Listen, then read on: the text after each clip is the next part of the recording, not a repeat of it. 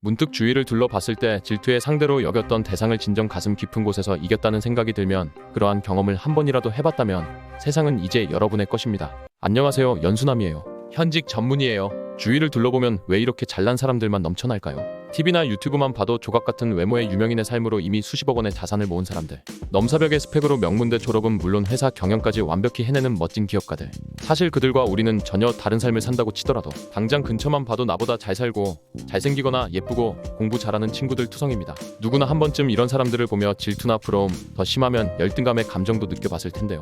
오늘은 이 감정의 본질을 살펴보고 어떻게 극복하며 그들보다 더 앞서 나갈 수 있는지 알아보도록 하겠습니다. 저도 한때 열등감이 온몸을 지배했고 이를 극복해본 사람으로서 들려줄 이야기가 많을 것 같아요. 우선 질투와 열등감의 본질부터 살펴봅시다. 이러한 감정은 도대체 왜 생기는 걸까요? 첫 번째는 일부 특성을 전체로 치환하는 오류 때문입니다. 가령 한창 입시를 준비하는 시기에는 머리가 좋고 뛰어난 성적을 보이는 친구들을 보면서 나 자신은 초라하다고 느끼는 경우가 많죠. 주위 사람들, 부모님이나 선생님, 친구들, 심지어 나 자신조차도 공부를 잘하는 것이 가장 가치가 높은 것이라고 생각하기에 공부를 잘한다는 특성 자체가 그 사람의 모든 것이라고 여기는 건데요. 하지만 한 사람을 구성하는 특성들은 무수히 많습니다. 여기서 눈에 보이는 특성을 자꾸 비교하게 되고 이러한 요소들에 지나친 가중치를 부여하는 오류를 흔히 저지르게 되고요.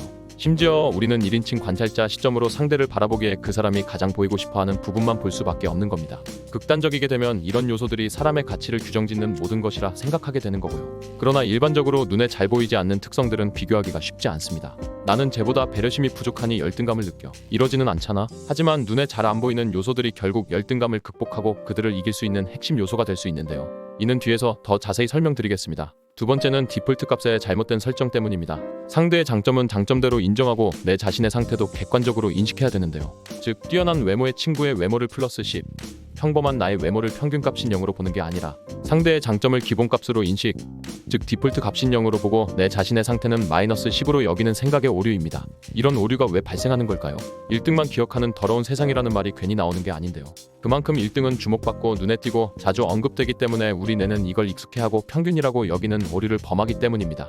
보통 1등이 누구라고 하지, 2등은 누구, 3등은 누구, 4등은 누구, 이렇게 일일이 언급하지는 않잖아요. 이런 사실을 명확히 인식하고 나면 뛰어난 사람은 뛰어난 사람대로 인정하고 나 자신은 깎아내리진 않을 수 있겠죠? 세 번째는 폐쇄적인 환경 때문입니다. 학생들, 특히 중고등학생들은 맨날 같은 교실에 모여 보는 친구들 계속 보고 대부분의 시간을 같이 보내게 되는데요. 아무래도 이런 폐쇄적인 환경에 계속 있다 보면 같은 집단에 있는 친구들끼리 계속 비교하게 되고 그 생각을 계속 되뇌기가 쉽습니다.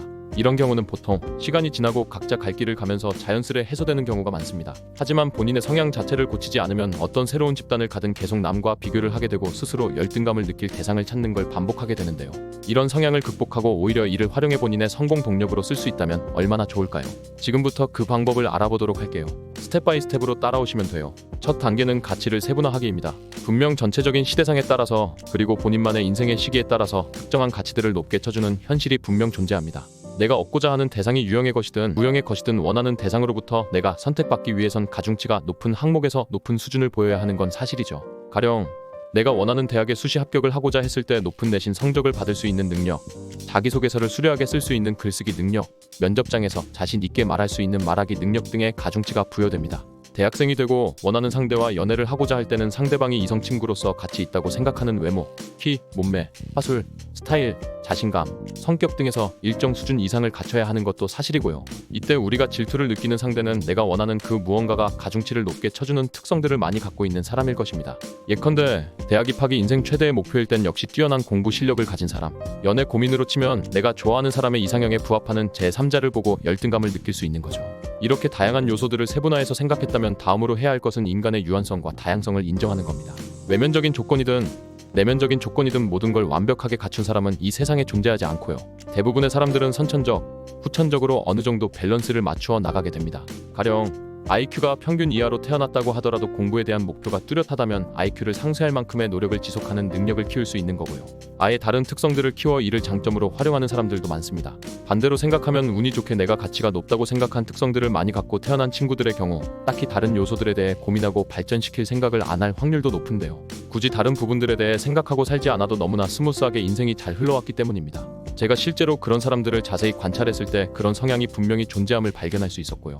워낙 사회에서 높게 쳐주는 특성들을 많이 가졌기에 자잘자잘한 능력들을 개발할 생각을 잘 안 하게 되는 겁니다. 그 다음 생각해야 하는 건 선천적 천재와 후천적 천재를 대하는 우리의 마음가짐인데요. 후천적 천재들은 우리와 같은 종족이기에 세상에 대해 많은 고민을 하고 노력을 해왔을 겁니다. 이때 우리가 생각해야 할 건 그들의 노력을 폄하하지 말고 동시에 우리의 노력은 과대평가하지 말자는 건데요. 우리는 그들과 24시간을 같이 있는 게 아니기에 그들이 어느 정도의 노력을 하며 살아왔는지 가늠하기가 쉽지 않습니다. 적당히 머리가 좋아서 공부를 잘하는 줄로만 알았던 친구의 실제 생활을 들여다보니 상상 이상의 노력과 순공 시간을 투자하는 경우도 있고요. 타고난 몸매인 줄 알았던 친구가 1년 내내 빡센 식단 관리와 뼈를 깎는 운동을 하는 경우도 분명히 있습니다. 그에 비해 우리는 적당히 공부를 하고 적당히 운동을 하며 먹고 싶은 거 다 먹으며 그들에게 열등감만 느끼는 상황일 수도 있는 겁니다. 투입한 노력의 정도가 차원이 다른데 그 결과값만 놓고 질투를 느낀다는 건 양심 뒤진 아니 양심 없는 마인드죠? 그들이 그렇게까지 뛰어난 성과를 내기까지의 노력에 대해 경의를 표하고 우리도 그만큼의 노력을 해왔는가를 다시 한번 되짚어 봐야 할 것입니다. 그럼 선천적 천재에 대해서는 어떤 마인드로 바라봐야 할까요? 태어날 때부터 얼굴 천재급인 얼짱 친구, 책장 몇 번 깔짝거렸을 뿐인데 아예 책을 다 스캔해버리는 친구 분명 살면서 한두 명쯤은 보셨을 겁니다. 이들을 바라볼 때 크게 두 가지 옵션 중 하나를 택할 수 있는데요. 경이롭게 바라만 볼 것이냐, 그들을 한번 이겨볼 것인가. 저는 한번 이겨보는 것을 택하겠습니다. 그들을 이겨보기로 결정했다면 세 단계의 테크트리로 전략을 세분화할 수 있는데요. 첫째, 핵심 특성 자체를 키워서 이길 수 있는지 판단한다.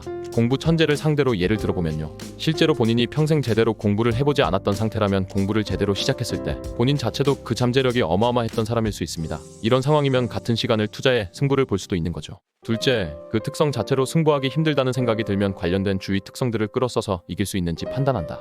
여기서 주위 특성이란 해당 특성 그 자체는 아니지만 관련이 깊은 특성들을 말합니다. 가령 같은 시간을 공부했을 때 이해하는 양의 기울기가 더 떨어진다는 것을 확인했다면 더 많은 시간과 노력을 투자할 수 있는 인내심과 노력 역치를 끌어올리는 것이 주위 특성을 키우는 것에 예가 될 수 있겠죠. 또 다른 예로 외모 천재 친구를 단순히 본인의 외모만으로 이기기 힘들다는 판단이 들면 멋진 몸 만들기와 스타일링을 연구해보는 것도 생각해 볼 수 있는 겁니다. 이 단계까지만 제대로 해도 본인만의 강점을 키울 수 있게 되고 자존감과 자신감이 동반 상승하며 열등감은 많이 내려놓을 수 있을 텐데요. 설사 이기지 못했더라도 본인만의 충만한 삶을 살 수 있게 됩니다.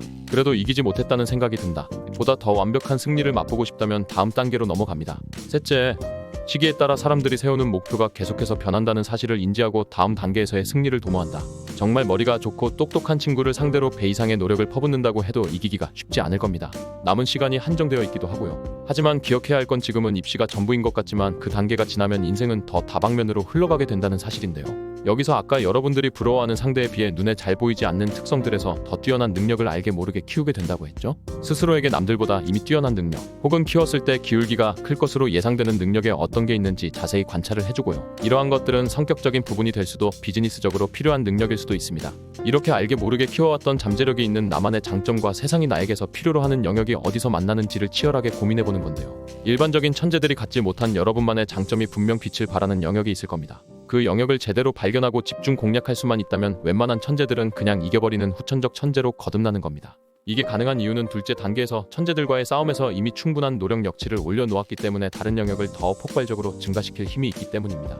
천재들을 이길 수 있는 더 강력한 인사이트와 공부법들을 원한다면 구독력 가입 버튼 눌러주시고요. 천재들을 상대할 암기법이라는 강력한 무기 하나를 챙기고 싶다면 고정 댓글란 연수남 암기법 책을 참고해주세요.